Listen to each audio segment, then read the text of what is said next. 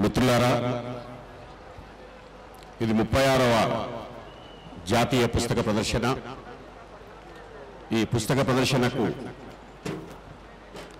విచ్చేసినటువంటి బీసీ మంత్రివర్యులు, బహుజన బిడ్డ, బహుజనుల కోసం గట్టి స్వరాన్ని వినిపిస్తున్నటువంటి మంత్రిగా, రెండు తెలంగాణ రాష్ట్ర సాధన ఉద్యమంలో పార్లమెంట్లో ఆనాడు విషవాయువులు జల్లితే కూడా దాని నుంచి బయటపడి జై తెలంగాణ అని నిర్వహించినటువంటి పొన్నం ప్రభాకర్ గారు, ఆయన ఎంపీగా, రాజ్యసభ సభ్యులుగా తెలంగాణ నుంచి కొన్ని వందల మంది అయ్యారు ఇప్పటికీ ఈ 60 ఏళ్లలో. కానీ తెలంగాణ మలిదశ ఉద్యమంలో రాష్ట్రం కోసం నిర్మించినటువంటి ఒక బలమైనటువంటి స్వరం పొన్నం ప్రభాకర్ గారు. ఈ వేదిక మీద ఉన్నటువంటి ఉస్మానియా విశ్వవిద్యాలయ వైస్ ఛాన్సలర్ రవీందర్ గారు, అట్లాగే కేంద్ర సాహిత్య అకాడమీ అవార్డు గ్రహీత శివారెడ్డి గారు,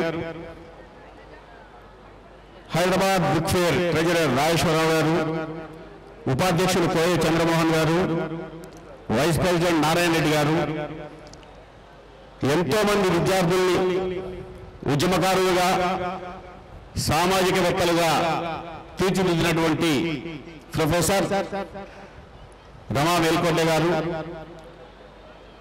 అట్లాగే సాంస్కృతిక శాఖకు గత దశాబ్ద కాలంగా కార్యదర్శిగా పనిచేస్తున్నటువంటి మామిడి హరికృష్ణ గారు, గద్దర్ తనయులు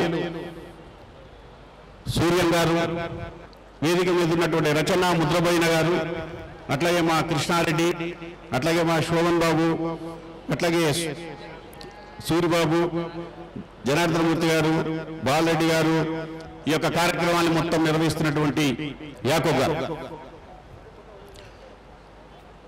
మంత్రి గారికి రాజ్యసభ సభ్యులుగా ఉన్నప్పుడు ఒకసారి ఇక్కడికి వచ్చినట్లుంది, లోక్సభగా ఉన్నప్పుడు ఒకసారి ఇక్కడికి వచ్చారు.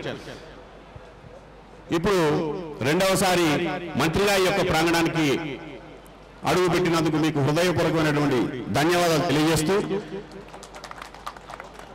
చాలా వరకు అవిభక్త ఆంధ్రప్రదేశ్లో 27 పుస్తక ప్రదర్శనలు జరిగాయి. తెలంగాణ రాష్ట్రం వచ్చిన తర్వాత ఒక కరోనా సమయంలో 1 సంవత్సరం మాత్రం జరగలేదు, 9 బుక్ ఫేర్లు జరిగాయి. మొత్తంగా 10 వసంతాలను పూర్తి చేసుకుంటున్నటువంటిది ఈ హైదరాబాద్ బుక్ ఫేర్. అవిభక్త ఆంధ్రప్రదేశ్లో నెక్లెస్ రోడ్లో నిజాం కాలేజీలో ఈ పుస్తక ప్రదర్శనలు జరిగాయి. అట్లాగే ఈ యొక్క ఎన్టీఆర్ గ్రౌండ్ కి సంబంధించి 1,30,000 రూపాయలు ప్రతిరోజు దీనికి రెంట్ ఉంటుంది. కానీ తెలంగాణ రాష్ట్ర అవతరణ తర్వాత ఈ యొక్క రెంటును ప్రభుత్వం తీసుకోకుండా ఉచితంగా ఇచ్చింది. రెండవది, ఒక జ్ఞాన తెలంగాణ నిర్మాణానికి సంబంధించి గత దశాబ్ద కాలంగా జరుగుతున్నటువంటి కృషి, ముఖ్యంగా ప్రతి బుక్ ఫేర్ కి ఒక 10 లక్షల మంది వరకు సుమారు వస్తారు. అంటే ఈ 10 ఏళ్లలో 1 కోటి మంది పుస్తక ప్రియులు ఈ యొక్క హైదరాబాద్ బుక్ ఫేర్ కి విచ్చేశారు. ఇది చాలా గర్వకారణం తెలంగాణకు సంబంధించి. అట్లాగే ఈ యొక్క వేదిక రవా శ్రీహరి వేదిక. ఇంతకుముందు చాలా మంది తెలంగాణ విస్మృతానికి గురైనటువంటి కవులు, రచయితల్ని ఈ వేదికల పేర్లు పెట్టారు. గద్దర్ పేరు ఇప్పుడు ఉంది ప్రాంగణానికి. ఇంతకుముందు కపిలవాయి లింగమూర్తి పేరు పెట్టాం. అట్లాగే మిద్దె రాములు పేరు పెట్టాం ప్రాంగణానికి. అట్లాగే మగ్గం పేరు పెట్టాం. అట్లాగే ఒట్టికోట ఆళ్వారు స్వామి పేరు పెట్టాం. చాలా వరకు తెలంగాణకు సంబంధించినటువంటి చిందు ఎల్లమ్మ లాంటి పేరు ఈ యొక్క ప్రాంగణానికి పెట్టాం. విస్మృతానికి గురైనటువంటి వాళ్ళు నాకు తెలిసి ఎక్కడ కూడా ఈ సౌత్ ఇండియాలో ఈ బుక్ ఫేర్ వేదిక మీద జరిగినటువంటి కార్యక్రమాలు ఇతర బుక్ ఫేర్స్ లో కనిపించవు. ఒక వినూత్నమైనటువంటి శైలిలో ఈ బుక్ ఫేర్ ఇక్కడ నడుస్తూ ఉంది. ఈ బుక్ ఫేర్ కి సంబంధించి మేము ఒకటే కోరుకుంటున్నామన్నా, మాకు వచ్చిన పెద్ద సమస్య ఏంటంటే అట్టడుగు వర్గాలు, బహుజన జాతులు, అగ్రవర్ణాలు పాపం తరతరాలుగా ట్రోలింగ్ చేసుకుంటూ వస్తున్నారు. ఆడవాళ్ళు, మగవాళ్ళు ట్రోలింగ్ చేసుకుంటూ వస్తున్నారు. చివరికి మన హైదరాబాద్ బుక్ ఫేర్ కూడా ట్రోలింగ్ చేస్తున్నారు. దానికి కారణం ఏంటంటే కొన్ని సమస్యలు ఉన్నాయి. మాకు మూత్రశాలలకు సంబంధించిన సమస్యలు ఉన్నాయి. మేమేమంటున్నామంటే మూత్రశాలలకు సంబంధించి ఇక్కడ కోటి దీపోత్సవాలు జరుగుతాయి, పుస్తక ప్రదర్శనలు జరుగుతాయి, ఖాదీ వస్త్రానికి సంబంధించినటువంటి ప్రదర్శనలు జరుగుతాయి.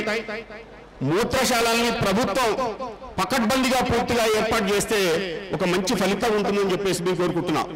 చాలా మంది వచ్చినటువంటి 10 లక్షల మంది ప్రజలు ఈ సమస్య పోయి మాకు కొంచెం ఉన్నటువంటి ఒక తాత్కాలికమైనటువంటి సమస్యలు కొన్ని ఉన్నాయి, అయినా మేము మూత్రశాలలు ఏర్పాటు చేశాం, అది పకడ్బందీగా చేస్తే అది మాకు ఉపయోగకరంగా ఉంటుంది.